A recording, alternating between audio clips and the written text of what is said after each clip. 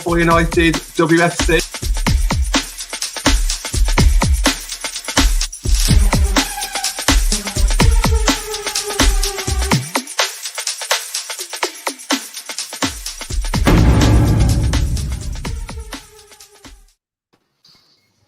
Hi guys, Natalie here, United WFC. I'm here with Reece, I'm here with Rich, and Matt as a late guest. And obviously, today's show was just going to be me, Reece, and Molly, and we were going to talk about the season so far, especially Man United's season so far.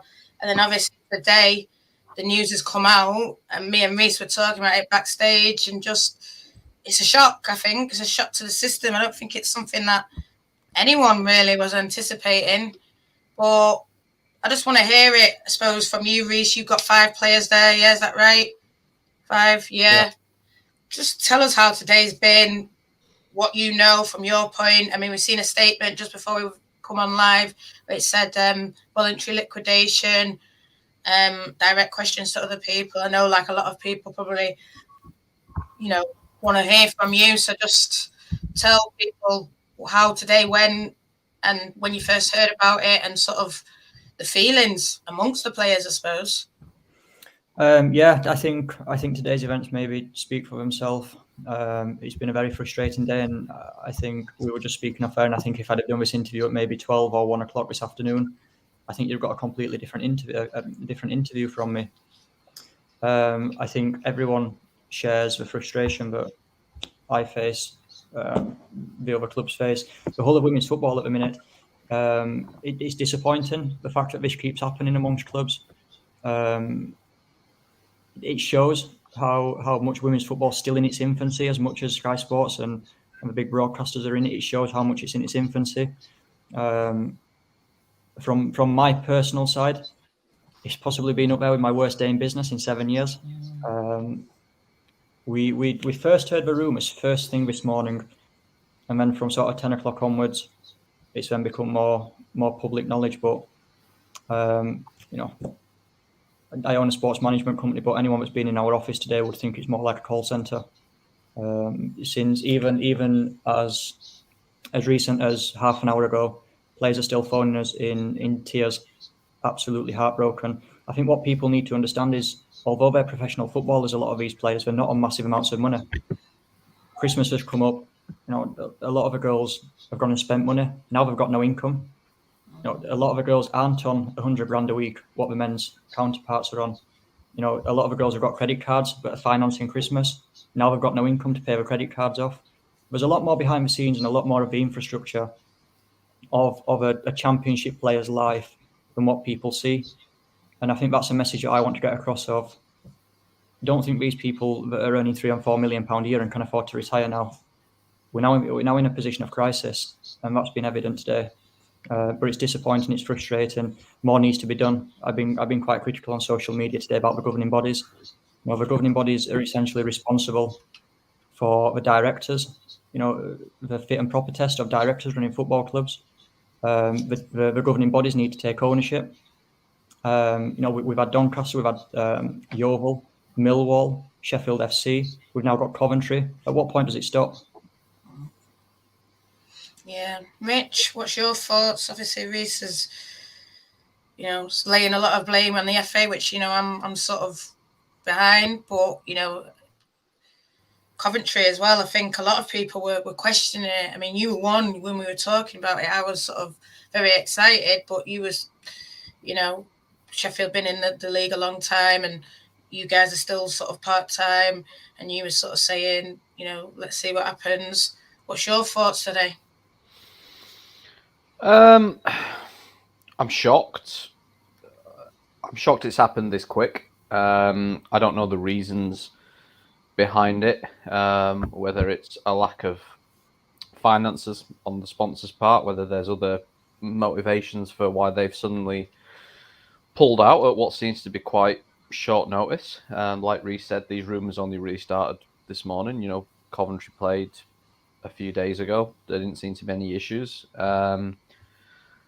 Look, the whole issue of sustainability, it's a big word. We talk about it a lot in the women's game. And we spoke about it in the summer. And I did question about these clubs that are not linked with and bankrolled by big men's teams that were doing it off sponsors. It was great, and you don't begrudge players and staff having the opportunity to go full time, but how sustainable is it? And I said, what happens when a sponsor says we've had enough for whatever reason, we can't do this anymore? And you've seen today, this is what happens. There is no plan B. There is no club. There is no windfall of money that's just sat there to fall back on. I think first and foremost, like Reece said, they're people and they're human beings first and foremost. And, a lot of people have lost their jobs today. Timing's not ideal. The positive side of me hopes maybe they gave them as much notice as possible before the transfer window opens next week. Maybe they just wanted to get out of the way, and Christmas was an unfortunate timing. I don't know. A lot of those players will get clubs. I'm sure we'll talk about that later on. Yeah, I mean, it's just sad. Like Reece said, it's not the first time this has happened. I'm sure it's not the last time that it's happened. But there needs to be questions, and I hope it doesn't put, even though I'm skeptical about teams doing it this way, I hope it doesn't put teams off, because there will be sponsors and backers out there that want to do it properly and want to do it long term. But I hope it's also a warning that, people say, the game's great and the championship's great, and the championship is great, but it's still very financially fragile. A lot of the clubs are maybe running before they can walk a little bit to try and get to the WSL. This promise of that Sky Sports money now and the Barclays money, which obviously ironically now is going to filter down to the championship a little bit next year. But yeah, maybe it's not quite as sustainable and fixed in place as maybe people want to believe, and it's sad. Yeah, I mean, like I said, we don't know the reasons. I don't know the reasons why in terms of the specifics. I'm sure we'll maybe get onto it. Reece, I can see that you want to say something just when Rich was talking. Yeah, just to sort of add on to what Rich said about the commercial side and the sustainability and what happens if a sponsor pulls out. There's a common trend here of liquidation. Everyone knows that women's football's fragile financially. There needs to be mechanisms put in place for in case clubs put out. Now, I'm not just putting everything there on the FA, but clubs need to have contingency plans. But businesses don't go into liquidation overnight. This is a build-up over several weeks, over several months. And I know I mentioned last week on the show when I was on, if a club is struggling financially, use a business model that enables you to gain revenue. If that means selling your best player, you have to do it. If that's the only way that you're going to keep your club afloat, I represent players at Coventry that were having unbelievable seasons. Rio Hardy, I don't even have to speak about, but clubs would pay for Rio Hardy based on the conversations I've had. If your club's future lies on the back of selling Rio Hardy or selling one of your star players, you have to do it because you have to look at the bigger picture. And like I say, a lot of the frustration comes from poor leadership, poor governance, poor decision making, and it's a disgrace what keeps happening, and it needs to stop. I see a lot of questions coming in, but I just want to go to Matt dead quickly before I pull back some of these questions. Questions that we have been talking about, so we will come to them. But me and you, Matt, we've been to games separately, Cov, and obviously we were at that game on Saturday. We saw Watford versus Cov. It was sort of like a 6-pointer, and it was a 1-1. Rio was involved in an assist. Katie Wilkinson, someone who we talked about with Reece, top goal scorer, which knows a lot about her. So what's your view just from the liquidation? But like what everyone sort of said, there isn't that sustainability. We talk about it. We go to the games, you're paying the money that you're paying, and, they had food on and all these kind of things, but that's cost as well. And I just feel like it's tough, isn't it? I just feel like women's football, there's all this Sky money, but I do feel as well it's on the big ones. The big ones get shown the most. How is that going to help? And all this kind of stuff. I mean, what's your view, just as someone like me, I suppose, who's goes to a lot of games, been watching it a while? Yeah, I mean, listen, I agree with everything that's been said so far. I think I tweeted earlier at the time, for me, the FA needed to step up. Similar to what Reece talked about, but I sort of said, was there no way they could provide a loan to Coventry to maybe tie them over to the end of the season. I get that might be difficult and it may not get rid of the problems, but, you know, help them with a loan, help them with a new sponsor, get them through till at least summer, you know, and then see what we can do for it. I think if that's doable, you know, why can't that happen? Because then, like we talked about, obviously the sponsorship money does come in. Obviously, they don't get that in one go, and that's, you know, throughout the season. But for me, there just needs alternatives. You know, we've talked about the clubs what have sort of gone bust or struggled financially, and I think it's now time that we, you know, look at the bigger picture and really sort this out. But, you know, it's interesting, Reece, we're talking about business model as well. Obviously, like you said, Nat, you know, the sort of food and things, it's not, you know, it's everything, isn't it? You know, costs are going out. You've got to get people through the gate as well. And I think when there's not been like lots of people through the gate, whether that's, I don't know, whatever reason that is, but it's the whole thing. And it's a shame to see, because obviously people have quit jobs to go full time at Coventry. And now sort of we're looking a few months later now, they've got no football and they've quit, the work that they do. And it's just a massive mess. And it's a massive shame because, like you said, you know, I think I've done 5 games and you've probably done similar. And it's, you know, it's a club where I enjoyed going, club I enjoyed watching. I was excited at the start of the season to see what they could do with the players they brought in. And yeah, it's just shambles. Yeah, it is. Like I said, I've seen them sort of get better over the season, so it is upsetting. I think they would have, you know, like what Reece saying, they might have had to sell Rio, but even without Rio, I still feel like there was progress there, you know, from what we saw from the first game. Here's a question. It's a question I spoke to you about, Rich, but I think I want to hear everyone's point of view. What do you think will happen now? Not just for the players, but for the whole league. I mean, there's been a 17.2, and I read the results will be expunged.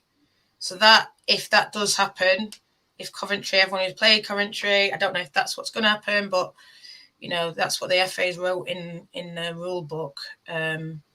Whether it can be interpreted a different way. But Rich, I just want to hear your point of view, I suppose, from Brad here. And I'll go to you, Reece, after. Yeah, I mean, something we'll probably think about, I think, weeks down the line when everything's settled a little bit. I think it's a tough one. I mean, Coventry, I think, played everybody once. They didn't play anybody more than once, and they didn't miss out on playing anybody. So everybody got to play Coventry once, and that was that. So it's a difficult one. I mean, it's easy to say just let the results stand because everyone has only played them once, so nobody's really gaining, nobody's losing. You take points away, you're punishing teams that won games and you're rewarding teams that lost games. But if that's what they do, that's what they do. In terms of relegation, I don't see the need to relegate anybody else now. I think, you know, the plan was there would be one go down and one would come up from the National League. The one going is obviously now going to be Coventry. So I'd be surprised if they put another relegation spot in there. Again, it's a little bit unfair on the other teams who have done nothing wrong to then be put at peril by a team liquidating. And then just have a team come up at the end of the season to replace them. In terms of results, if that's the rule, maybe they will expunge the results. I don't know.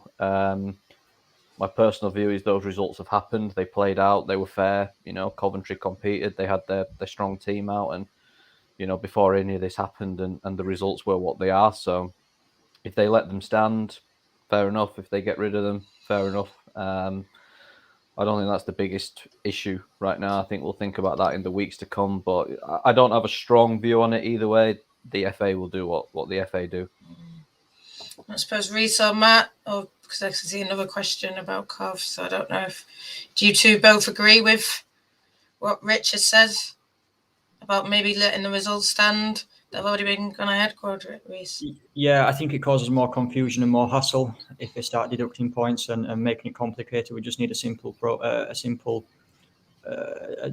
explanation or a simple statement from the FA in terms of what's going to happen moving forward. You know, we've had nothing from the FA all day. You know, we've had to wait pretty much all day for Coventry to put a statement out. Are the FA going to announce anything before Christmas, or have they broken up now?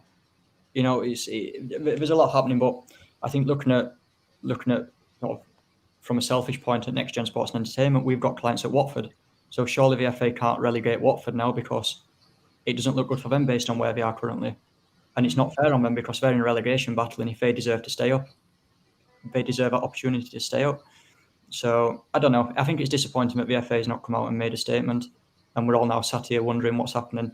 It's interesting that the FA has got a set of rules for expunging results and what happens if a club goes bust. Why can't the FA just make a set of rules in terms of how we can save a club so it doesn't even come to this?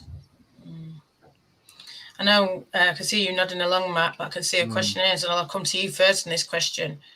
Are you surprised it didn't go to administration, trying to save it first? I know you talked about that loan, and do you agree with what everyone's just said about the results? Yeah, I agree on results, and I think, like Reece said as well, it's unfair to relegate Watford. Obviously, they're 5 games unbeaten, finding a little bit of form. So I don't believe that anybody should be going down at all. I think, however they can sort of keep the points if possible, do that. But yeah, I think for me, we can't start sort of messing about now and penalising other teams just because somebody's gone into liquidation. In terms of Craig's comment, I don't know. Listen, I'm not, 100% on the ins and outs of things, and maybe somebody else can answer this, but I think admin, obviously you're paying creditors back, aren't you? You've got to agree sort of money within the pound to pay your creditors. We don't know, how much they owe. Liquidation, I'm assuming, they said voluntary liquidation on the statement. Does that wipe out all the money that's owed? Again, I'm not entirely sure, but yeah, it's not great. And I think, I don't know, you'd like to think if there was admin and they could find somebody to take over, then they'd take that option just purely to try and save the club. But I genuinely don't know. I think, just to answer that question, if they've gone to try and find a buyer, they've probably been advised by the liquidator to go into liquidation rather than administration. That may be due to the book debt of the company. They owe a certain amount to creditors, which is unrealistic to even start paying back. Where into liquidation, it's sort of, it's a limited company, it's limited liability. Close the doors and, have a nice Christmas to everyone, which seems to be the statement that we've received today. I think regardless if it's administration or liquidation, we're in this position due to bad leadership and poor ownership and no responsibility from the decision makers.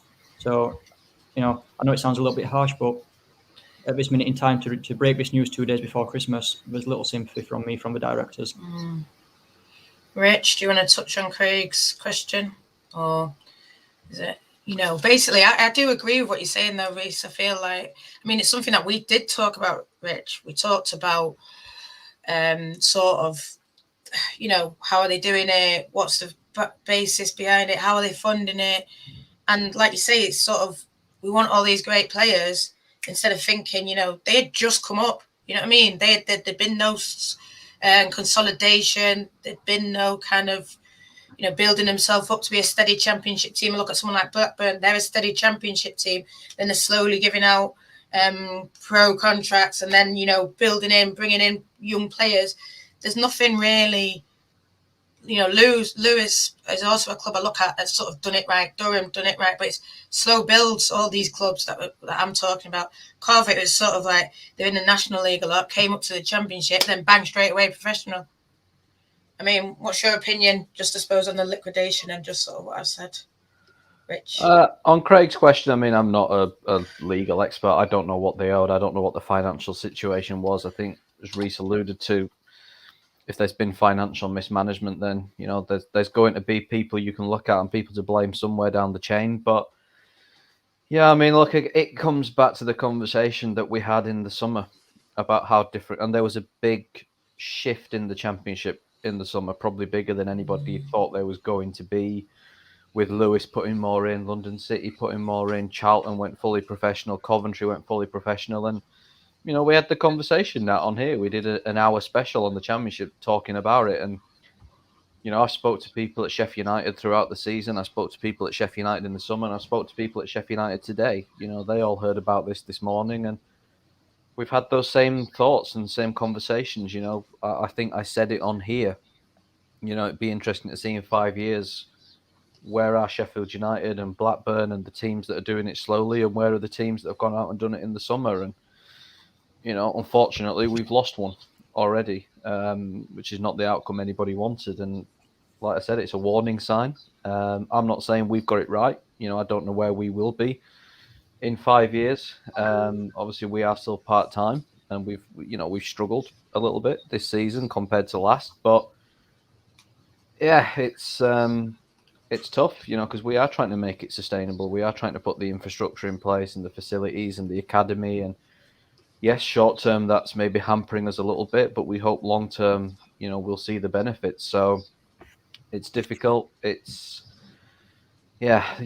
Clubs are putting money in because, like I said, they want the WSL. I think they see the gap is opening up. I think Leicester is a prime example. You look at them, they went up with a great model, really. They were already full-time. They had their own training ground. They had good players, and they'd not won a game until the weekend. And you think, well, wow, if Leicester are going up and struggling that bad, what chance has half the championship got, that don't have as good a model as they did? So I'm not saying there was panic, but I think a lot of clubs looked at it and thought, right, we need to get there soon. We need to put the money in now. We need to go full-time, and didn't have everything in place off the pitch. I'm not saying that was Coventry. Maybe that's other clubs that maybe don't have things in place behind the scenes because they're putting money in, to the squad and not putting money in elsewhere, or prioritizing what they do and what they don't do. It's the pressures now that come with it. They want to get there. They want the Sky money. They want the Barclays money. They know if they put that money in now, they'll get it back when they get up there. But you've got to get up there, and unfortunately, I don't know if Coventry start to the season had any influence. Obviously, they've struggled. They weren't probably where they wanted to be. It's just a pretty sorry situation all around, really. Reece. Sorry, what's the question? I can see you sort of just itching now, but do you feel like, you sort of touched on just on what Rich is saying. Do you agree with what Rich is saying? What's your thoughts? Do you think that the right way is to? Because we were on last week and we were talking about the whole championship should go pro. Do you still agree with that statement? Absolutely. And there's teams in the National League that have the infrastructure there. You look at, I know I mentioned last week, Southampton, Ipswich, Bridgewater United. They've got the infrastructure there. They're paying players. They've got everything's in place. But I put a tweet out this morning and I stand by it. The FA need to do more. The FA need to vet the clubs better. And if a club hasn't got the security and the financial sustainability to withstand the full season, the FA need to be strong and say, you're not coming in this league. Because they've done it far too many times, and all it seems to happen is the players end up no income, without a football club. The only people here that are losing is the players. The directors don't lose, they bust a company. It's a limited liability company. The directors don't feel half the impact as what the players do. Matt, we talked about Lewis. You had a player on from Lewis, just talking about sort of their structure, how they get paid.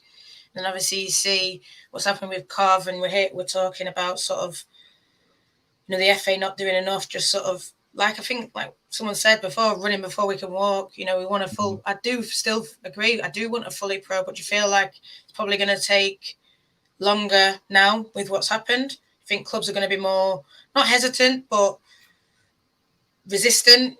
Sheffield United, Rich has talked about it. That they've had conversations when it all went pro, and now they're in now, and you could say they're probably thinking, well, listen, this is why we've not gone pro yet. What's your thoughts? Yeah, I think you might see more clubs sort of be a little bit more cautious, but like Reece said, it shouldn't stop it going fully pro, because that's the aim. At the end of the day, like he's said and like we've all talked about, it's fully down to the FA to investigate this now. Obviously, I don't know ins and outs of licenses, but surely something like, show 12 months of money in the bank, however possible that could be. Obviously, again, sponsors may not put money in sort of a lump sum 12 months, but this might be something we need to look at, because at the end of the day, they've got a duty of care to their players and staff. And at the end of the day now, like, as mentioned, a director's not bothered, are they? Because they just write off the liability and start again. Whereas a player now, right before Christmas, has got to go and find, a new place to not only play, but potentially a new place to live. So it's probably, a little bit difficult because, like you said, you don't want to run before you can walk. But then if we've got a goal and an aim that we want to get to, you've got to sort of put plans in place to make sure you are sustainable. And I think, it's happened a lot. Obviously, we talked about clubs, think of the likes of Yeovil, Sunderland, Donny Bells. There's more clubs than that, you know, that are struggling. And I think it needs to be looked at properly. It's all well and good saying we've got this sponsor, but like we said, you know, what happens if your sponsor pulls out? And we mentioned that. You know, I think Durham are backed by a sponsor. If they pull out, will they go the same way? Possibly likely. London City Lionesses, I believe, have got some sort of sponsorship. Again, if that pulled out, what would happen to them? So I think, especially for those clubs that aren't sort of backed by men's side, you know, it needs to be fully regulated, and that is on the FA. You know, what checks are in place? Is it just a model? Is it modelled on finance where they're saying, oh, well, these are going to put this in, and, you know, are the questions being asked what happens if they can't afford it, or, you know, the parent company goes bankrupt? It's something that needs looking at. And again, like I say, obviously without knowing ins and outs of how licenses work, these are the questions that should be asked. And listen, if us as fans know this, then surely that's got to be alarm bells ringing. But yeah, we're all hearing this rumor at the minute about a so-called sponsor pulling out. Now, what contract's in place between the sponsor and the football club? You know, the sponsors can't just pull out mid-season. There must have been a clause within the contract that if Coventry are below a certain league position, they've got the right to withdraw the money. A sponsor can't just say, "Okay, I'll sponsor you for 12 months," and then 6 months later pull the money. Surely there's a contract of engagement between the two. But again, maybe I don't know. There's a lot of frustration from my side, a lot from the football governance, a lot from the directors of the football club, and you know, maybe it's down to people in positions that they're not cut out to be in.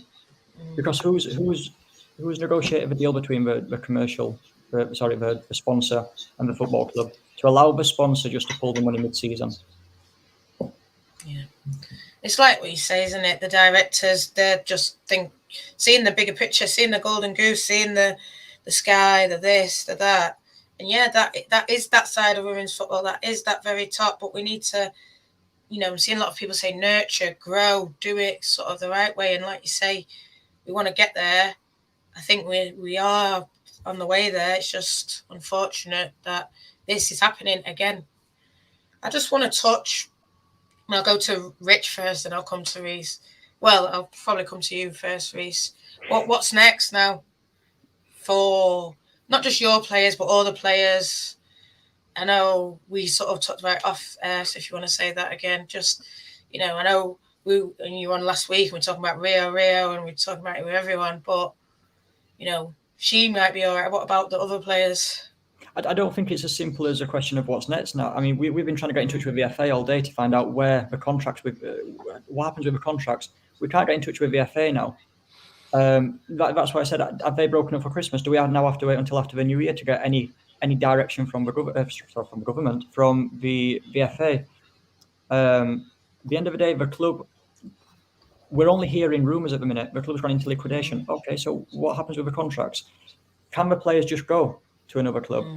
Do we have to have some form of approach? Because, you know, I spoke to a club earlier regarding one of the players at Coventry, and the club's now reluctant in case it's classed as tapping up, because they've spoken to the FA, and as it stands, Coventry are still in the league because the process hasn't completed yet. So it's not just as simple as it stands right now of just going and finding a new team. We need direction from someone. But in terms of what's next, I think there's certain players at Coventry that have got absolutely nothing to worry about. Actually, I think what's happened at Coventry may benefit to some players because it now means that they can move clubs without a transfer fee. Now, that's obviously me speaking as an agent and facilitating that next move of their career. Other players, I think will struggle. I think players that have potentially not played all season, you know, players that are injured currently, where do they go? You know, a club's not going to want to sign them, especially not on a full-time contract, if they 2 weeks ago did an ACL. So I think every player's in a different position. But again, until we get any form of direction from VFA or even from Coventry, it's a question what we can't really answer. However, in the background, what I can say is the same as what I said at the start of the show, which is my office today has been like a call centre. And I don't think any of my players have got anything to worry about. But I can't speak on behalf of every player at Coventry.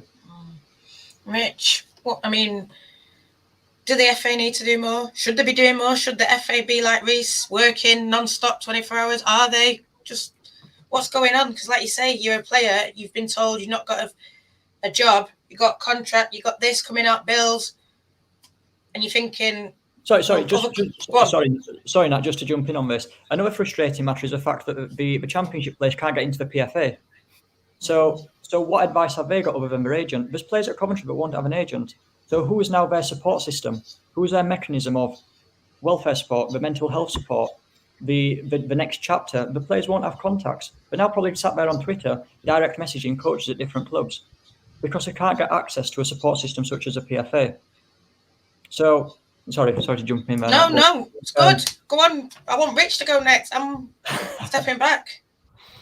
Yeah, I mean, like Reece said, I don't think there'll be some players that won't have an issue, and some might come out of it better than they were before. I think that team, we all looked at it, and I was skeptical at the start of the season. I think I said to you, Nat, I didn't think they were going to go and win the title like some people thought they would, but I was very surprised by how much they struggled because, there's 5 players there that I worked with at Sheffield United who were part of teams that were challenging up the top end of the league. And there's other players there that I've not worked with that have played at a good level as well. So, yeah, look, those players won't have an issue finding clubs in terms of contracts. I'd be surprised if they're not all free agents and available come next week. But, like Reece said, the FA need to come out and clarify that. I don't know who's in charge of that at the FA. I don't know what they're doing. Obviously, yeah, it's the holiday season, but this is a situation that needs sorting now. And like I said at the start, I hope, maybe I'm wrong, I hope the decision was taken quickly and announced quickly to give players as much heads up as possible because, like I said, I'm sure they are on the phones now to their agents and to clubs and general managers and coaches saying, look, the transfer window opens in 8 days' time. I need a club, and I think it'll have a big impact on the Championship transfer window more than the WSL. I think there'll be a lot of Championship clubs now, going around looking at some of those players. Like you say, you've got a player there that won the Golden Boot 2 years in a row and several other players that had very good, a year or 2 years with Sheffield United. And players, like you said, elsewhere that have had good spells in the Championship. And then obviously, yeah, your likes of Rio as well. Thought there's some good National League teams around the Midlands, your Derbies, your Nottingham Forest, your Wolves, maybe some can drop down there. I don't know. I think they'll all be okay. Obviously, short term, yeah, it's a shock for them and it's sad that they've lost their jobs. Many did walk away from part-time jobs. The girls that we had at Sheffield United walked away from part-time jobs and you don't blame them for it. The risks and I'm sure, they're all smart enough. I know they took the risks into consideration, but they want to be full-time professionals. That's their dream. That's what they've worked for and lived for their whole life. You can't blame them for that and you can't begrudge them for going for it when they get that offer. And obviously it's just not worked out, but yeah, it will have an impact. I'm sure I think we've had those conversations already today, about what it might mean for us. In terms of the league positions, points, and potential transfers for next month, because we're looking at players anyway. So do you want to give us a bit more on that? In terms of potential transfers? I'm not the boss, but I'm sure, we didn't want to lose those players, so I'm sure the door Bring will the be gang open. back together. I think a lot of clubs will be opening their doors to some of those Coventry players.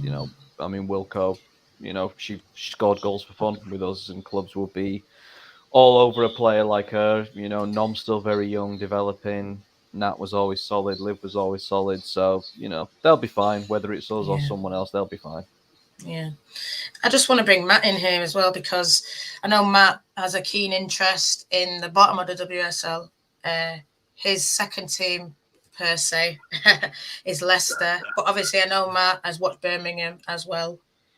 And, I think potentially that is a club that is, no matter, I mean, there's a lot of issues at Birmingham as well, but, they're still going. You've got to give it to them. And I'm sure they're probably as well looking at players that can come in. Now, there's just 5 players that we've discussed there. I think, Liv, Wilco, Rio, top quality players. I'm sure Reece, I'm not trying to tout her off to Birmingham, but no, just your opinion, Matt. Can you see, because I know Rich touched upon potentially, Championship will be busy, but what about those 2 teams? Can you see them potentially looking at, I know we had that chat, but go on. No, I don't see why not. Obviously, we were sort of chatting, like you said earlier, about who could go where. And I think, listen, there's players in that team capable of stepping up. You think of Leicester struggled for goals this year, need forwards, probably need midfielders as well for me. Somebody like Katie Wilkinson has been banging in goals in the Championship for years consistently and not had the chance or not been given a chance by a club to, get up there. So, she's capable. Molly Green, Rio, there's names in that team with potential. So for me, why not? If they sort out sort of contracts that I mentioned before and players, can move in Jan and it can be done, there's plenty of good players there that you can pick up on a free that may have obviously, cost you money before if Coventry was sort of, still going. But I think why not? Or teams at the top of the Championship, your Durhams, your Liverpools, your London City Lionesses as well, they don't necessarily have to go WSL, they don't necessarily have to go National League. There's options, I guess, if those clubs want to, sort of pick up those players. But I don't know. We'll see. You just hope that everybody gets sorted. Because it's all well and good me talking about, sort of the better players at Cov. But what about the ones, who maybe don't get as much game time or that have just recently come in as well? So it's about everybody, and just hopefully when the situation gets sorted and there's a bit more clarity over it, that everybody gets gets fixed up. I'm seeing this. Lanzell's posted a lot.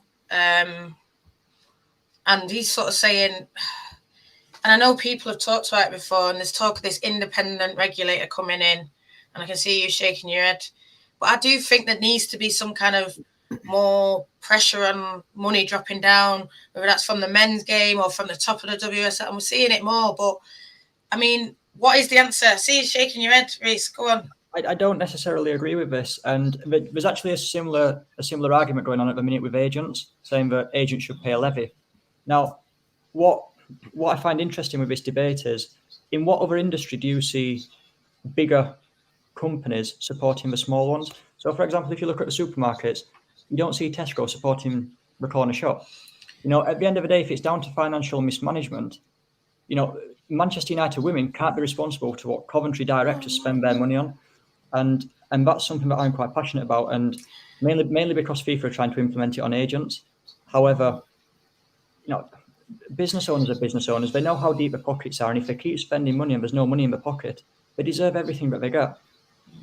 But this is what annoys me, Reece. It's like what we just said. It's the players suffering, and I do feel that it should be something more done about the Premier League. I just feel like, not just Premier League, I feel that there should be some kind of more emphasis where, we saw the Premier League making hundreds of billions.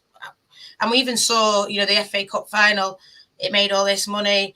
The FA have got a lot of money, maybe not as much as we think, but why is it not filtering then to the women's? We're seeing 50,000 tickets at Wembley. We're seeing millions watching on BBC. I know it takes up time. I know it's just coming up, but where's that money?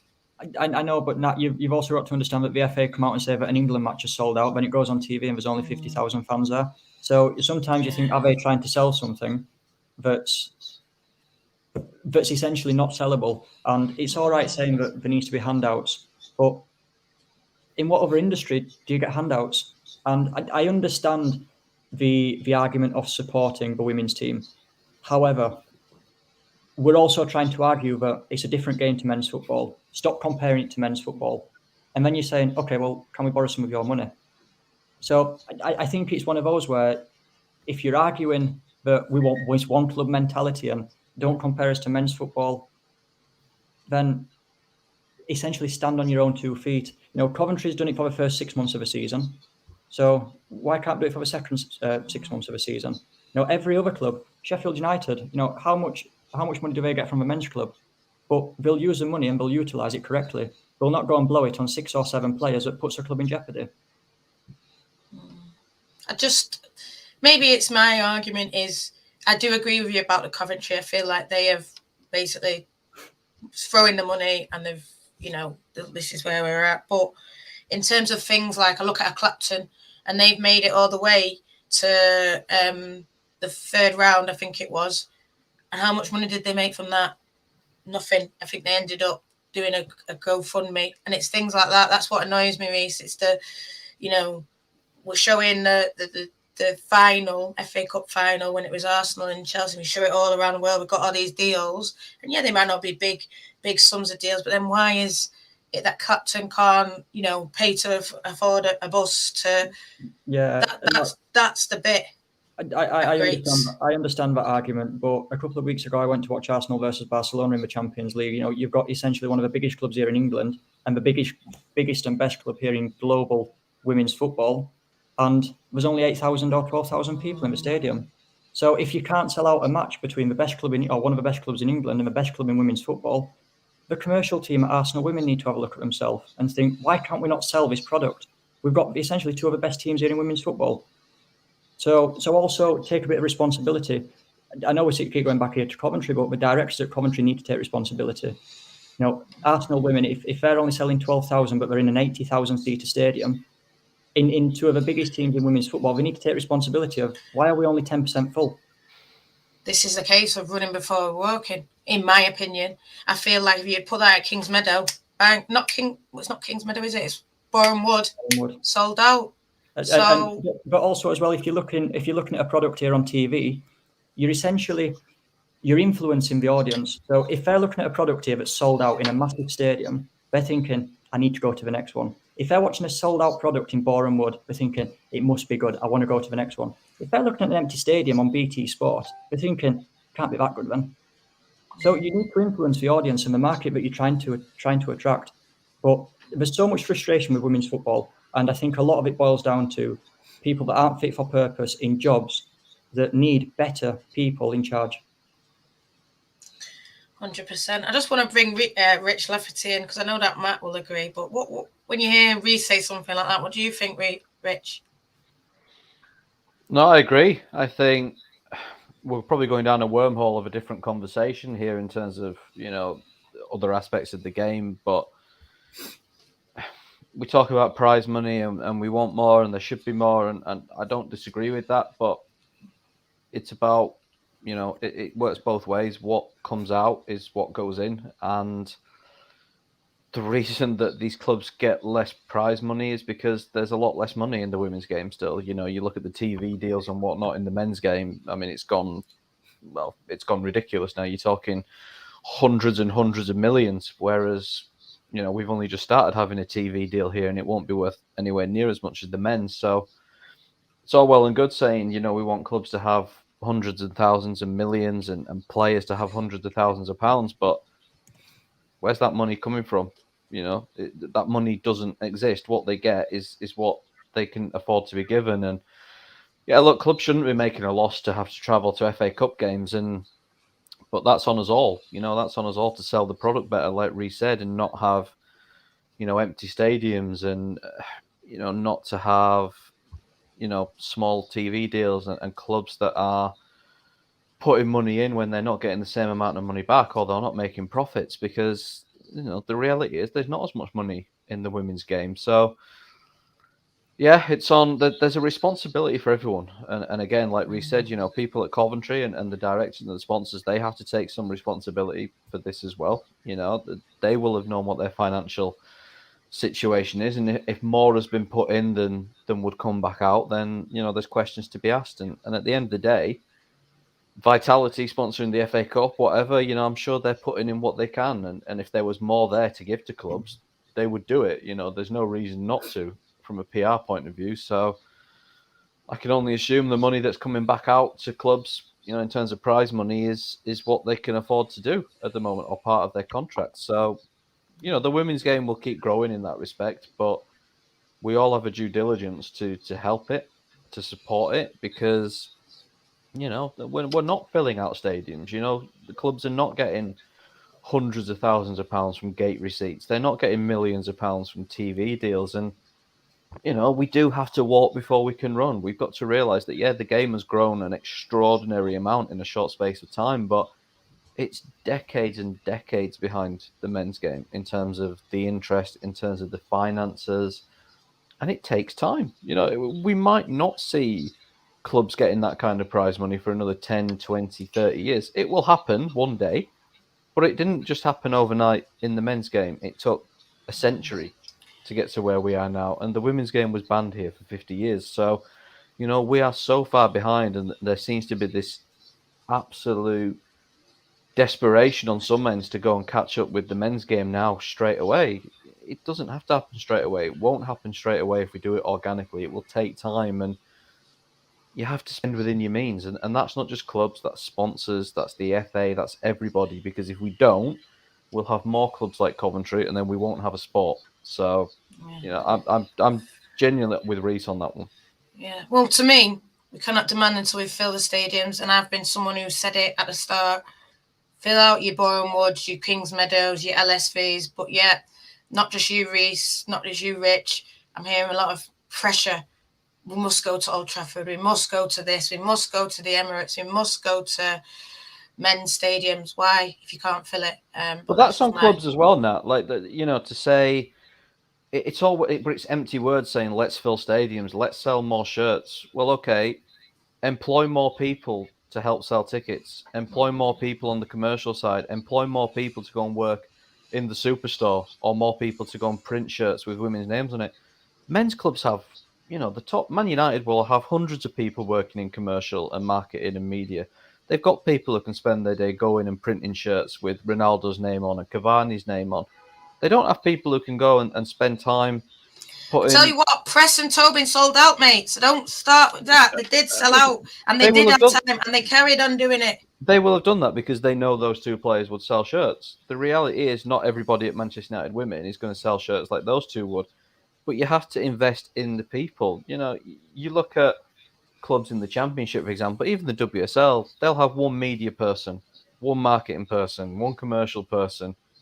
It's a lot of work, you know, for a handful of people to get through. In the Premier League, you know, even at Sheffield United, we've got 6, 7, 8 people who work in the media, social media on the men's side. On the women's side, it's me, you know, and there's only so much one person can do. So people say sell more shirts. Yeah, we need to do that, but we need to employ the people and invest in the people to be able to do that. And again, that comes back to money and the fact that there's not as much money in the women's game. It's easy to say it, but it's going to take time until we can do all these things that we want to do. And it comes from sensible investment. Everything comes from that. Toonie sell shirts. And Tobin and Eve sold more than Bruno and Pogba. So, yeah. Reece, I know you wanted to go on to this one. Jonathan, been in the comments, good guy. But, you know, how much due diligence has been done? I'm sure they're excited of going full time. But they didn't look at the worst case scenario. The sponsor must have wanted promotion. I'm guessing, yeah, that's what happened. Or, well, like you know. Right, yeah, I mean, I don't know. I'm just sort of guessing here. But the first question is who's negotiating the deals? Because if you look on Companies House, it's a public record. Every single women's football club is a separate limited company now, more or less. Gone to their annual accounts, pretty much every single one is running at a loss. So who's negotiating the deal? Are they promising investors and sponsors, you give us 30 grand and we'll get promoted and we'll guarantee you 50 grand's worth of advertising? Because it's unrealistic. You know, if any sponsor is going to put money into women's football, I'm sure they'll do the homework and go on Companies House. They'll see the company's running at a loss. So they're not expecting any sort of financial returns. So I think the club needs to look at where their leverage is. And the leverage is you're supporting a growing industry and not negotiating deals where someone says, look, I'll give you 30 grand or 50 grand and we'll go and get promoted. Give us your money. They need to negotiate a deal that's financially beneficial for both. If not, go and find another company. There's thousands of companies out there, millions of companies in the UK. You're not telling me that they only had one sponsor. I think, though, what I've heard a lot as well about sponsors, and we look at Chelsea. I heard it from, this is me saying, what's her name? Not Karen Carney, the other one, Claire Rafferty.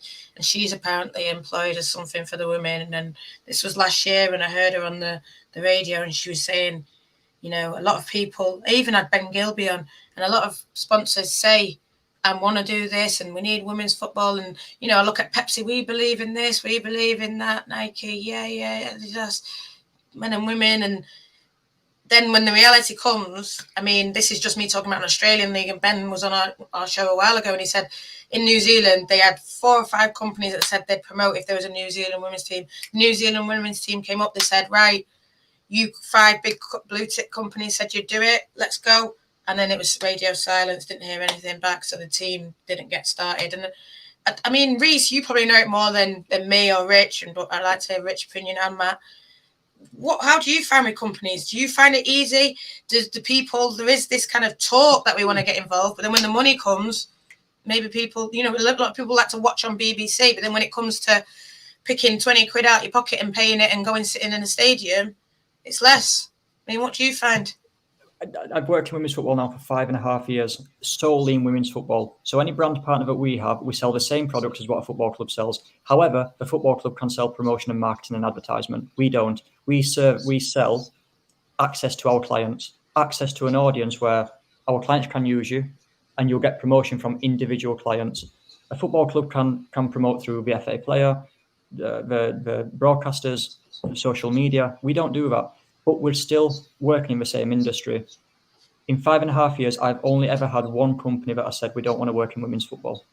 And look at the brand partners that we've got: Selfridges, Adidas, Nike, the same as the sports brands that every football club has. But who's negotiating the deals? If the clubs want me to come and do it, then I'll not charge too much. But they obviously need someone that can negotiate deals better than what we're doing at the minute. Matt, Rich, anyone want to jump in on that? Go on, let Rich go. Again, it's what we've been talking about. It's you need more people, you need more investment. I know I sound like a broken record, but it's what it all comes back to. Reece is right. Clubs don't have that amount of people. They maybe don't have the people with the expertise and the knowledge. They don't have the, it's a requirement obviously to have a general manager, because we don't have clubs that have sporting directors and directors of football and people, lawyers and businessmen. We don't have any of that. Coventry United, they were in the National League, 3 years ago. I didn't even know Coventry United was a club until the women's team came into the Women's Championship.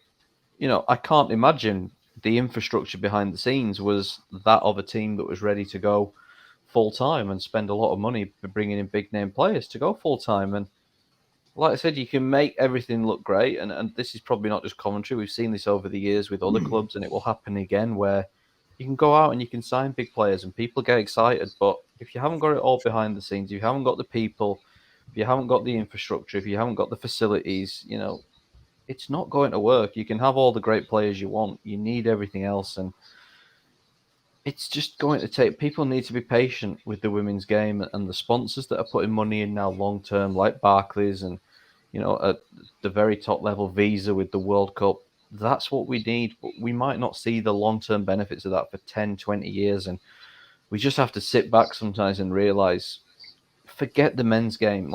Forget it. It's gone. The men's game's gone as an entity compared to the women's game. It's a completely different world. We're never going to catch that, and we shouldn't aspire to catch that. The women's game can survive on its own. It just needs a bit of sense, a bit of long-term thinking, and we'll get there. We'll get there on our pace. It might be another century before we see it get to that level, because it's been a century on the men's side. It will take a long time. And in 20, 30 years, we might be sat here and players might be earning millions of pounds, but it's not going to happen tomorrow. And clubs and players that want to start thinking that's going to happen tomorrow or next week, then we're going to have more situations like this. But you need to invest from the bottom up. You need to get the people in at your club, and the amount of them. You need more people to do the marketing. People say, start selling more shirts at Sheffield United. Well, who's going to do it? We don't have anyone on the women's side to do that. General managers are rushed off their feet doing all sorts of things. All the admin, booking hotels, boats, travel. I'm doing what I can. I'm part-time still around my other job. People say do this, do that. Who's going to do it? Can I just say who'll do it? I look at us, and I look at Matt, actually, to be fair. And do you want to come in and do it? Listen, I'm here for free. No, I'm being serious now. I'm here for free. Matt's here for free. You should see what Matt does for FC United. They're doing it. This channel is here, but they won't reach out to someone like me, like Matt, because we're not, I suppose, qualified. I don't know what you need to be qualified, but we're not qualified. And I feel like there is this kind of, we're still like this, but then at the same time, yeah, you do need bodies. So what's wrong with someone like me who's so passionate, and Matt, we love Man United, but we would never be seen dead doing anything to help Man United, if you get what I mean. You know what I mean? And I just feel like there's very much this aura in women's football now, as it goes more professional, which I do think you need to vet everyone. But, you know, we're running this show tonight. You know, there wasn't a lot of talk about Coventry. We're doing a show. We're getting like over 50 viewers. So people, there's that demand there. So why isn't like a Sheffield, and I know Sheffield are very professional, why isn't, but you know, we're seeing it in tier 4, tier 3, but in the minute you're up into big professional leagues, you see less of the sort of volunteer staff. But then we sit there and say, we need more people. Have you not got fan bases? That's what they're there for. That's what I've always thought about, you know, if you're struggling with things, why doesn't a player, you know, Reece is talking about probably reaching out to people. Well, I know Reece quite well. I could, if a player came to me, I'd say go to Reece, you know? So why isn't there that kind of willingness? You know, yeah, you don't want to play people, but there's so many people who love women's football that are doing it for free. But yeah, I don't see the willingness from clubs to put their hand out and ask for it. Go on, Rich, and then we'll go to Reece. Sorry. I don't want to sound harsh, Nat, saying this. I don't think professional football clubs are going to reach out to fans to come and do their shirt printing. That's just not how the world of football works. Voluntary clubs, teams like FC United, further down the pyramid, where there's a bit more fan engagement, they might.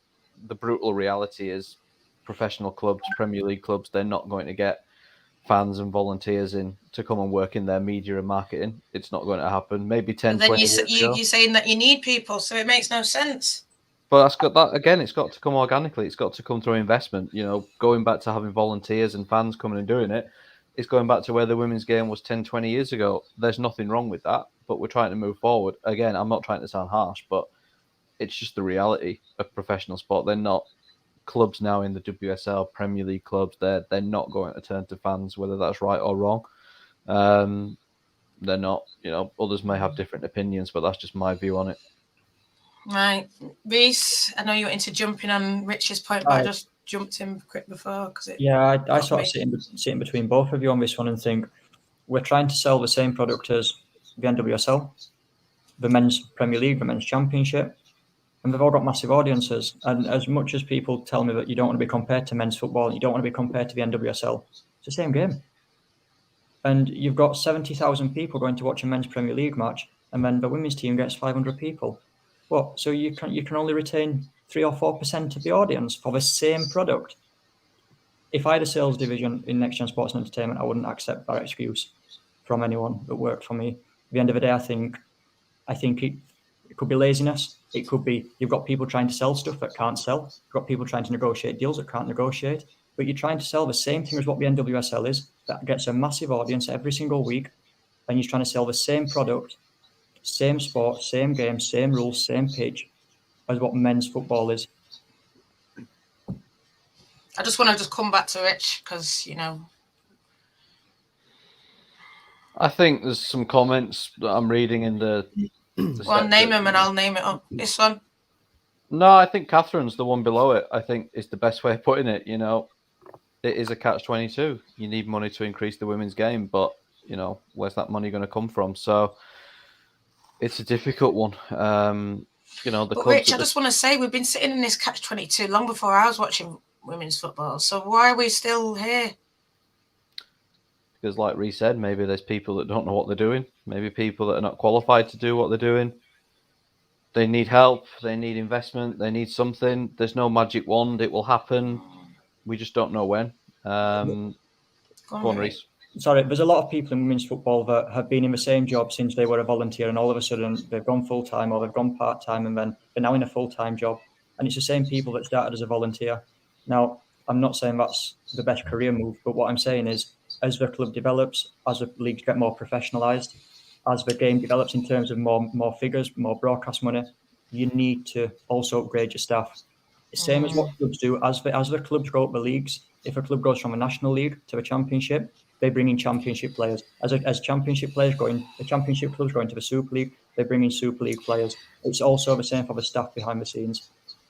Yeah, I do agree, and I love this club, and I really do. But it's something that I'm sure Matt, you know, we sort of seen it at Leicester, the same management, the same this, the same that, and then the players got better, but then maybe that's why we're seeing, not in a horrible way, them where they are. I know. I just want, as you can see, Mark, and I know I'm just going back to Reece, but what would you do? How would you do it? I suppose he's asking. How would you retain the audience? I had this rant. So, okay, the perfect example is about 2 years ago, just before the pandemic, I went to watch a women's football game in the men's stadium, sold out, 50, 60,000 people there. Not once did anyone come over the tannoy and tell the 60,000 people where the next women's home game is. And you've got an audience there that you can try and retain to get to your next product. It infuriated me because you've got the audience there and you're not telling them where to go for the next game. Next attendance, I think it got about 200 people. So you've got 60,000 people and only 200 people want to come and watch the next one. Is it because they want to go into a men's stadium and they can't get tickets? Is it because they didn't enjoy the product? Well, what is it? You cannot lose 59,500 fans between one game to another. It's impossible. And then when I look at, for example, Arsenal versus Barcelona at the Emirates, just give the tickets away. Because if people come and they spend £10 on a burger and a hot chocolate at half time, it's revenue for the football club. They have to look at the bigger picture and not just, okay, let's try and sell a shirt or let's try and sell a ticket. Let's look outside the box on different revenue streams. I'm just going to do quick fire now. Rich, do you know this? I don't, not exactly. I don't think it's a huge amount. I think they've been there largely for their loyalty. Like they sponsored that competition and it's day one. But again, similar. Well, with it might be Vitality. time, like what we just said. Time to upgrade. You know, we're showing things on telly. Time to upgrade. If they don't want to pay, get someone who'll pay more. Maybe that might be ruthless. I can't go around in circles on this. But Continental will put in what they get out. What are they getting out? What are they getting back from sponsoring the competition? They're not getting anything. So why are they going to put more money in? Why are they going to lose money? Yeah, and the Coventry, I think they basically, they got, I mean, you might know, Reece, did they get any more money or? I don't know. Did they pay any transfer fees? I think most of it was championship players, so yeah, they all came. I think you have to, I think any club has to pay, again, it's a very, very small amount, but I think you have to pay a certain amount of compensation if the player's under 21, which was for one of our players. But again, you're talking not a lot of money. I think, I'm not sure what the wages were, but yeah, I don't think they would have paid transfer fees. No, people are still keen on the Cov stuff, and I can see other questions. But I think this show was initially billed as a Skinner show. Marc Skinner, where are we going next? Is he doing well? Is he not? And I mean, I don't mind going on for a bit more, but if because I know Rich was very, very keen to come back on. Well, I wanted Rich to come on. I'll tell everyone the truth. I wanted Rich to come on because at the Leicester game, I thought it wasn't good enough what I'd seen up to that point from Marc Skinner. I know me and you, Reece and Matt, we talked about, this isn't good enough for a Man United team. And, people sort of say this and that. But, I feel like Man United fans are very vocal. They will challenge. They will do this. But then I also feel like Man United fans will turn up when the game is coming. We're seeing Bridgewater. They're looking at expanding because Man United are coming. So I do think Man United, for as much stick as the fans get, but we'll turn up, we'll watch on telly, we'll buy you shirts, we'll do this. Someone said before, Tooney's selling a lot of shirts. Always when you come to a Man United game, you always see everyone with the women's names on the back. Not like you will see a lot of Cristiano Ronaldo, of course, but you'll always see people carrying women's scarves or doing women's things. And even if I look at the supporters club, we had a lot of badges and all that kind of stuff. And if you just look at it, small fry, we were selling there's things here on my desk, Man United women. But he's turned it round. Sorry, I know I'm just gone off anything. He's turned it round a bit, Skinner. And I just want to come to Rich on that, because like you say, it was Skinner so far, but we've talked a lot about Cov. Rich, Skinner, talk to us. Yeah, I mean, look, they're not there yet. I'm not going to sit here and be all gloating and say I got it right. There's a long way to go. He's not achieved anything yet, but it's followed the pattern that I suspected it would and that I said in the summer, and that's only based off the comparison that I could give to the other team that he managed in the WSL, where the first few months were bumpy. It took a bit of time for, the players to pick up his way of playing, and then sort of around Christmas it clicked. And I don't think it's clicked necessarily. I think there's still things going on there. I thought the Brighton performance was very good. I think at the weekend, Villa played into their hands a little bit. But look, at the end of the day, if you come out of a WSL game, you've won 5-0 and you've probably not even played that well, then you're onto something good. He's not got his own players yet. That's the biggest thing. Obviously, there's a couple there that he worked with at Birmingham, Hayley Lardy for Mannion, who will be big parts of that. But yeah, it's good. It's getting better. That's what you want to see at the end of the day. When a new manager comes in, you want things to get better rather than get worse, which they are. So, but look, it still might be another 12, 18 months before you see the final product of what a Marc Skinner Manchester United looks like. I know he's made noises about doing things in January. It's a short transfer window. There's not a huge amount you can do. I think the summer will be more of where you will see him put his footprint on the team. And then, when we're sat here in 12 months' time, see where they're at. But, like I said in the summer, that's on the club as well. They need to invest because you look at the money Chelsea are spending on their players and what Arsenal are doing. You can bring Pep Guardiola in. If you don't have as good a team as the teams above you, you're not going to catch them. So, there's that element to it as well. But, yeah, I think it's going okay, but there's still things to work on. Yeah, no, I just wanted to go back a little bit just to sort of when we were talking about like attracting fans and things and similar to what we were saying before. I think I talked about at the time a big frustration of mine was when we played Reading that time in the first season and we got 5,000 and then how many turned up the following game. Just to sort of, like I say, link in. And obviously when we talk about sponsorships as well, like you said, Nat, season 1, how much did we do for the club as a fans group? Like answering questions and the basics. And I know we've slightly moved on to Skinner, but I just wanted to put in, there's a lot that needed to improve from Man United. And I think for me, again, we're talking about sponsors, but like when we mentioned before, and Rich said about what the Continental get out, their sponsorship of the cup, that's like any sponsor, isn't it? You're not going to attract people if they're not getting what they feel is sort of investment and value for their money. If you're a businessman putting in money, at the end of the day, you want something back for it. So just to sort of touch, like I say, back on that, obviously for me, I feel, we've had these conversations with FC because obviously we sponsor a play, where'd you go, what you're getting and things like that. And I think failings, just like I say, just to touch briefly on Coventry, obviously have been there and like Reece said earlier, not properly marketed. And I think, again, it comes down to marketing. We talk about Lee, don't we, Nat, and how sustainable is that in terms of, what can Man United do to promote our team as well. And even now, I think back to that Villa game and 1,000 turned up and we usually getting 2,200, what's going on?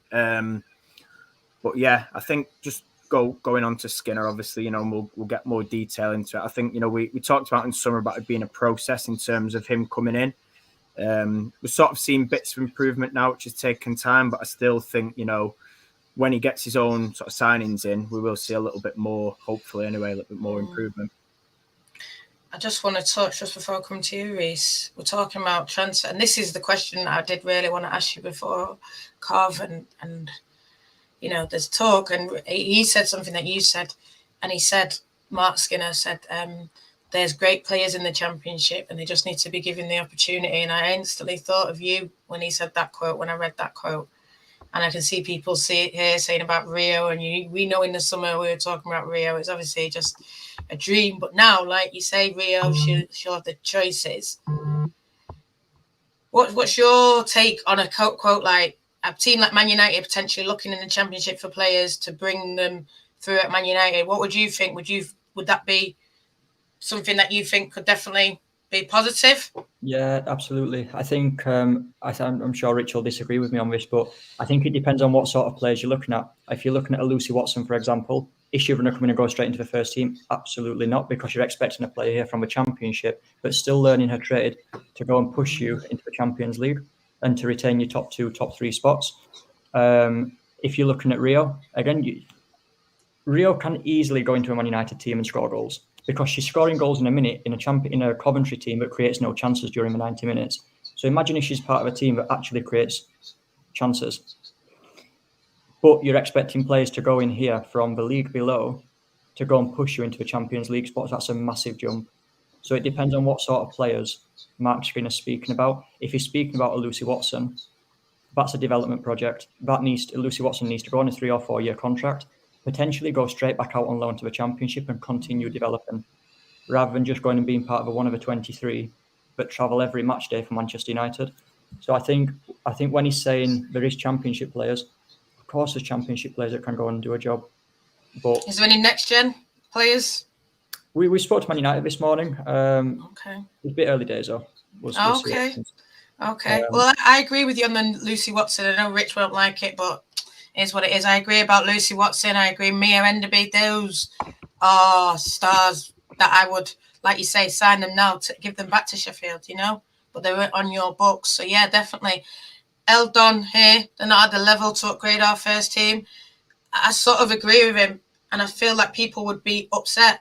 But I just want to touch on this. What do you think? The names that I've heard personally, and I don't know if they're right, and it's a name I told you before.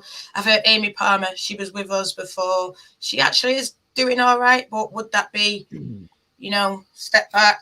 But then I've heard Grace Neville, and I've heard someone called somebody from Durham, and I feel like they're not the level. But like you said, the Mia and the I think you'll hear a lot of names getting thrown about. I think you'll hear a lot of journalists, a lot of agents trying to instigate different rumours.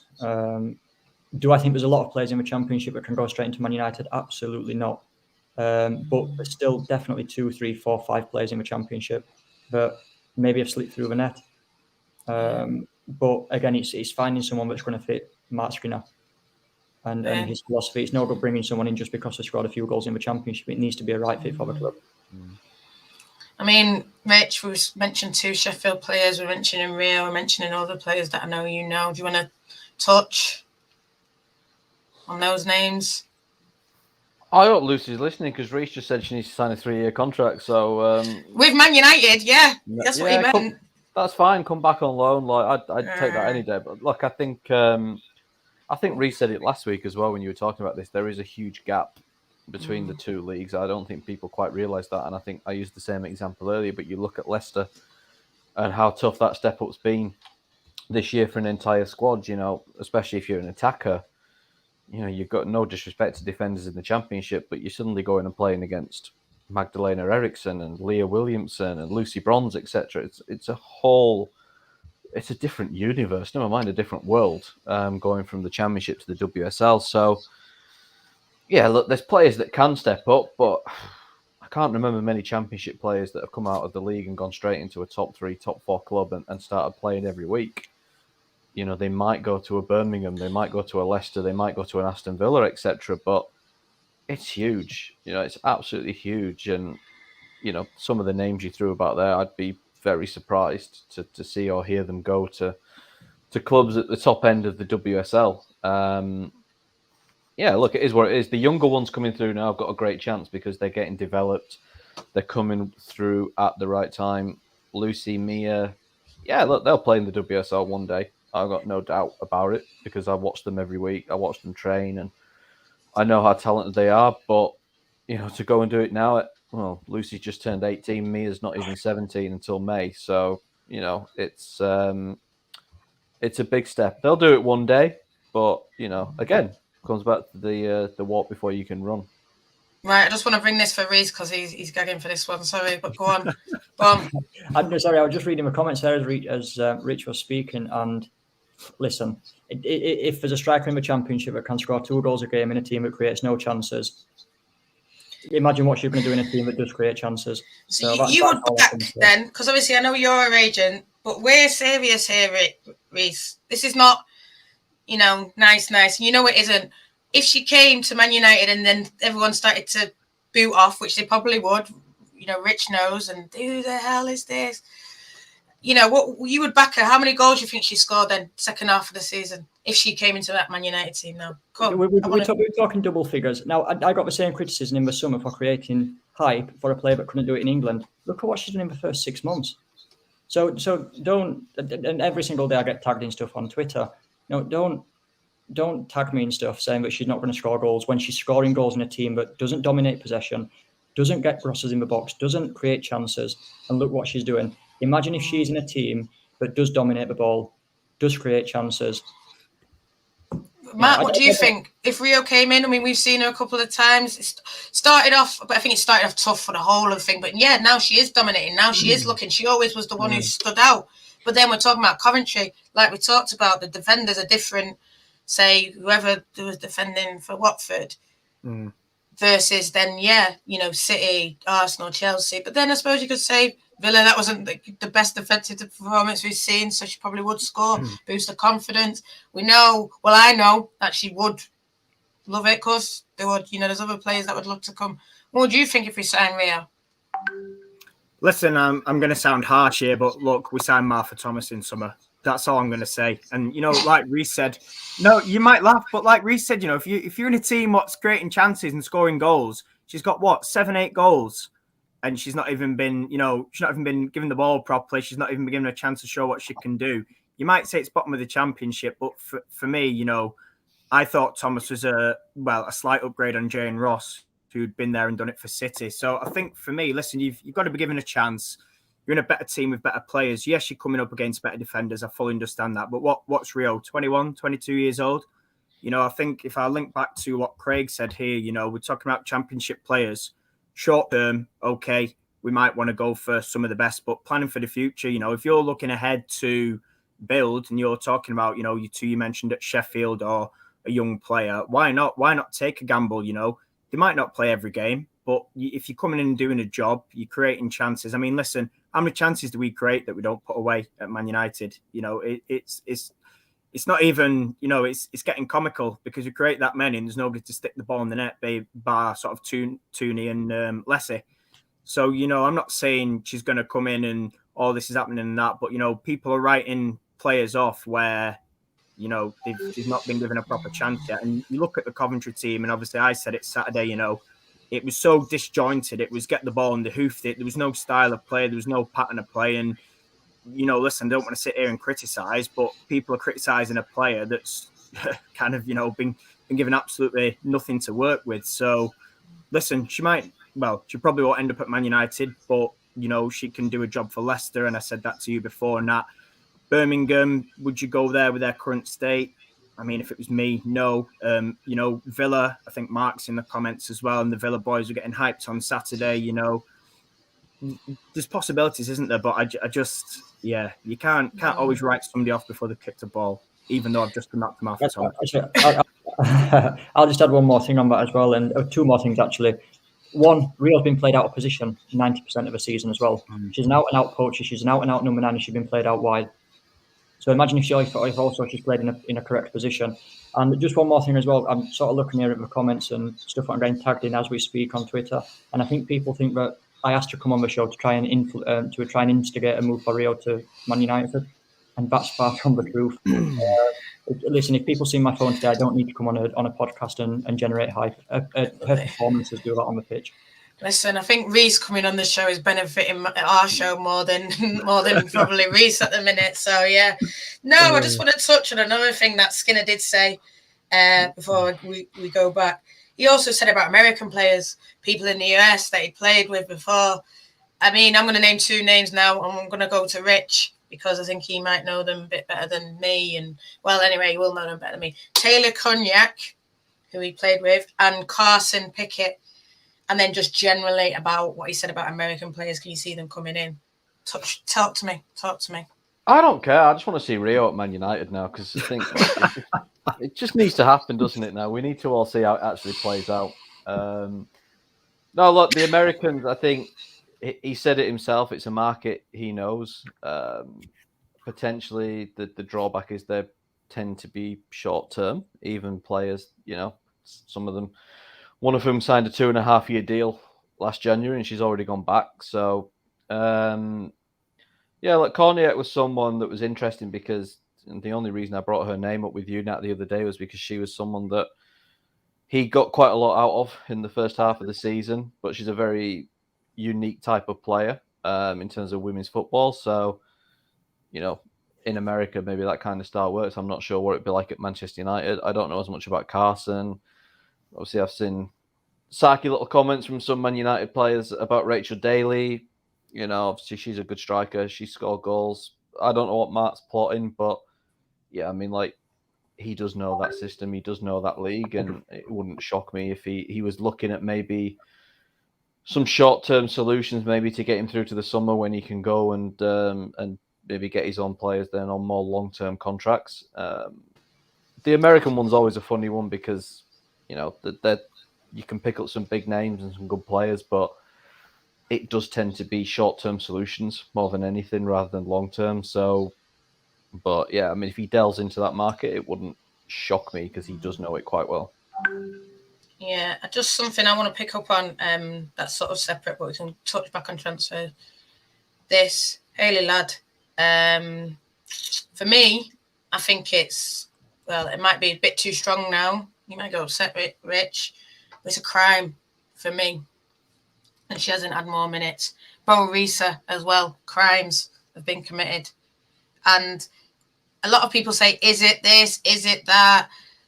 For me, I think he's playing his best players now, and we're seeing their best football. Your Bo Reece, your Ladd, your this, the other. Matt, what do you think? Ladd, Bo Reece coming in, we're winning games. It's not a coincidence, is it? Listen, I've been vocal. I don't want to sit here and criticise any more players. But I've been critical of selection in midfield. I think, like I've constantly said, it's the best options we have in midfield, in my view, in the last sort of 4 years. But listen, we've seen what Haley does. I think for me, Haley's probably, well, she is the only defensive midfielder we have. You know, we're trying to play the likes of Zellerman there and Groner. And listen, these are players that shouldn't be defending. So for me, it's no surprise to see Haley, you know, in front of the back four, calm on the ball, puts herself in. You know, she's very physical, you know, good at passing, moving the ball. And I think it works well, you know, whenever she's on the pitch, whether it's Reece alongside or whether it's Groner. You know, we always seem a little bit more, I don't know what's the word, like competent. We look a bit better. We look a bit more organised. And when we've not had Ladd, it seemed like it was just sort of chaotic at times. But yeah, it's no coincidence. December, you know, 3 wins, no goals conceded, decent performances. You know, Brighton, I think, shocked me the most. And that was when Reece come in. Probably could have had more goals, but listen, you know, it's looking a lot better than what it was. And I think, you know, she needs to stay in there just for the balance of it, to be fair, for me. Rich, Haley Ladd, Bo Reece, now he's winning games. Yeah? Is it Marc or is it just the players, the best players are playing? Well, there's 2 things I want to say. One, I was surprised Haley wasn't playing because she was such a huge part of his team at Birmingham. So, yeah, the fact that he knows her and knows how good she is, that did surprise me. Bo Reece, less so to an extent because she'd not had a huge amount of football going into the summer. She wasn't his signing. You know, I wasn't hugely shocked that it took a little bit of time for her to get that spot as much as I was with Ladd. The other thing I'll say is, and you know, this always sounds really simplistic to say, and this is not just with Skinner, this is with any manager in the world. Like, we sit here and fans sit here and journalists sit here and say, so-and-so should play, so-and-so shouldn't play, you know, and that's fine. That's debate. You know, we can all have an opinion on it. I have my opinion, you have your opinion, Matt does, Reece will, everyone does. That's life. But these managers and these coaches, whether it's Marc, whether it's Martin, whether it's anybody else that works on that coaching staff, they don't just do things for a laugh. They don't just go on Twitter and go, oh, they want Haley Ladd to play, so we're not going to pick her. You know, they watch her in training every single day, every single hour, every single minute. They have all the data, all the stats, all the fitness, everything about every single. I mean, like, even the data we have at Chef is so in depth. So God knows what they have at the top clubs in terms of training data and their fitness, and the physio stuff is incredible. So I always say it, there is a reason why someone's not playing. It's not just a case of we don't want to play her or we're not picking her because the fans want her. There's reasons. I don't know what they are because I'm not on Marc's coaching staff, but there will have been a legitimate reason he believes someone else was preferable to Vilda or to Haley, and there's now a reason he believes that they're preferable to the other players. That's football, you know, that's their job, and we have our opinions, and that's like fine. I said, but you not. This is going to sound a bit harsh, but like, your job, and you live by the sword, you die by the sword. I know it's going to sound extreme, but that's what we say in sort of men's football. You know, the manager makes a decision, and then when it comes and when it's sort of not going well, it's the manager who will fall, and it's the manager who will get the criticism. And this is what sort of, there was a point, and I know you didn't like it, Rich, where a lot of people were saying Skinner out. Yeah, that's subsided a bit now that he's winning, but I can tell you, if he starts losing, then that wave of criticism will come back. You know, it's people are sort of like, oh, we don't want this, we don't want it like the men's game. But like we said before about Man United fans, and Man United, everyone wants to know whether it's we've got this going on at training, we're building a stadium, we're doing this. He's not picked this one player, but he's picking this one player. The debates will always be there. The debates will always be on social media, in the stadiums, and it's sort of as if, oh, well, you can't debate about Skinner now because he's just new. The guy's come in and it's as if, well, yes, give him time. Yes, it's a process, but we're still going to say X, Y, Z is, we think this would be better if this. And I know after he played Hayley, she then did get injured, but he said, oh, Hayley's very good player. And I thought, you're preaching to the converted. I know it sounds horrible, but, maybe at Birmingham you had time to sort of talk about rubbish, but at Man United, where's the results? I'm not saying people can't debate. I think people have got every right to debate, but I've also got every right to say that I disagree. So put Connor's other comment up, by the way, not just yours. Yeah. There you go. Yeah. I didn't see that one before. No, okay. Reece, you're sort of a neutral.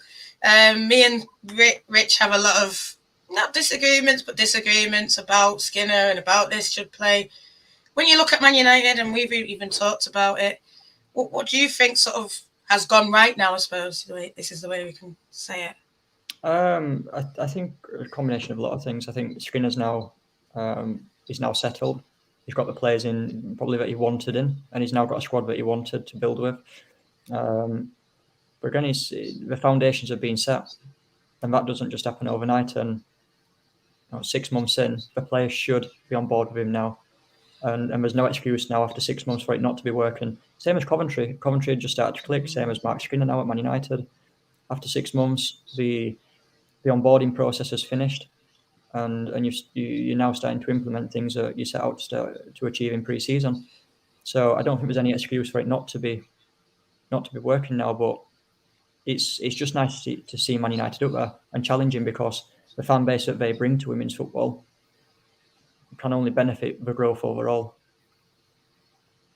Yeah, 100%. I know people were upset at Skinner and the way he talked, and I know Rich says you can't really be upset over that, but like I say, you can't really come to Man United and say, oh, it's only 6-1, don't worry. This is the thing, and I think he has sort of calmed it down a bit, and less red wave, more passion. I think that was saying. Lanzel's got a comment. I suppose, to everyone. Matt, do you want to go? And then we'll wrap it up. Forward for me, I think the goals are still lacking. Mike has touched on before, for me, we rely quite a lot on Tooney and Lessie. I don't know. We've probably burnt our bridges with Ebony, haven't we, for a loan? There's a lot of talk about Rach Daly. That would be good for me. People mention Amy Turner and things like that. I don't know. It's difficult in Jan, isn't it? Because names I mention, they tend to want to stay at the clubs. I'd love somebody like a Beth England, and I'm thinking, we could offer a weekly game time ahead of the Euros. Is it going to happen realistically? Very, very, very unlikely. So I don't know. We've got to find a balance between what Mark's looking for and the way he wants to play, and getting in what we need. There's no point in bringing in numbers just for the sake of it. But yeah, I think forwards that are available. I know people fancy a certain Swedish forward. Again, I don't think that'll happen. I think, was it you that said to me that, you think she'll end up at Arsenal if Viv goes? Probably right, to be fair. They've got Champions League. They're looking, for me, like they'll probably win the league as well. So I don't know. It's always interesting though in Jan, isn't it? Middle of the season. Yeah. Clubs don't want to lose players to a rival. Some players might not want to be upended. Look at Thor. It's taken her a while to settle in from last January. So yeah, there you go. Connor said it there. Oh. The it wouldn't even be a meltdown. I'd be at the Manchester airport with my flag, Swedish flag flying it. I'm sure I would be joined by a few people as well. But no, Reece, neutral. What do you think? Player and opinion that Man United should be getting. I know you're going to say Rio. No, I look at, like what Matt said. I'm a massive fan of Beth England. I think she's got the potential that she's got is as much as anyone else in the country. But I look at Beth England and she's not, there's not that much difference between her and Rio Hardy. So, but if I were to answer your question, someone like Beth England, I think would be a very good fit. Yeah. And Rich, this question to you as well. Yeah, I think that elite level striker again is probably what they're just missing. Whoever that is, whoever's out there, again, maybe it'll be something more for the summer, unless they want to do a short-term fix with someone like a Rach Daly. But yeah, I think that's probably just what they're maybe a little too reliant still on Tooney from attacking midfield. I think you just need someone who's going to, you look at Arsenal, they've got one. You look at City, they've got one, even if we've not seen the best of it yet. You look at Chelsea, they've got a couple. So, I think that's what you need to maybe go to that next level. But you've got to be sensible about who it's going to be. Someone like a Beth England who maybe is not playing much. Maybe it was something they could look at, but I think she's on a fairly big contract. So, yeah, you might get stuck with Rio. Who knows? No, I just want to say... You might get Steffi Hardy as well if you're lucky. He'll be on here next year, sending her around the clubs as well. Well, Nat had a conversation about that, didn't you, Saturday? Oh, when's she coming over? When are you getting her in? Yeah. And Nat, if you could only have one, Rio or Lucy, who would you have? Sorry, Reece. I think it's about time, Reece. Lucy. That we start asking Nat some questions as well. It's Lucy. No, I'll answer them. I will. Sorry. I love Rio. Rio knows I love her, but it's Lucy all day long. Sorry. She's 18, isn't it? It's time to go. They'll be on Man City's podcast next week now. Oh, yeah. Sorry. No, but I just want to say to Josh, we have patience with him. I do believe that we are going to get top 3. I have that confidence in my team from what I've seen so far. I feel like they'll do it. But yeah, look at this. Get Stina, loan Beth England. Yeah, just someone like what Rich says. Just that little bit of class. I mean, God, like I said, if we get Stina, we're wrapping it up for me. But yeah, thank you everyone for coming on. Anyone want to have any last words? But I just want to really thank you. I'm going to be away now for a good couple of weeks, getting some sun on my skin. I'm going to be 30 years old, going to Jamaica and USA. So you're left with Matt, John, and Ben. But there'll still be great shows. I know Emma Sanders, when after Christmas, we'll have someone like that. We'll have big things when the transfers start rolling in. I'm sure Rich will come back in. I'm sure Reece will come back on, when it's all popping off. But yeah, I'll see everyone in there. Thanks, guys. Reece, anyone say thank you? Bye. Thank you. Thanks, guys. Oh, he's angry now. Thanks, guys. See you later. No worries, guys. Have a good Christmas. Yeah, love yous.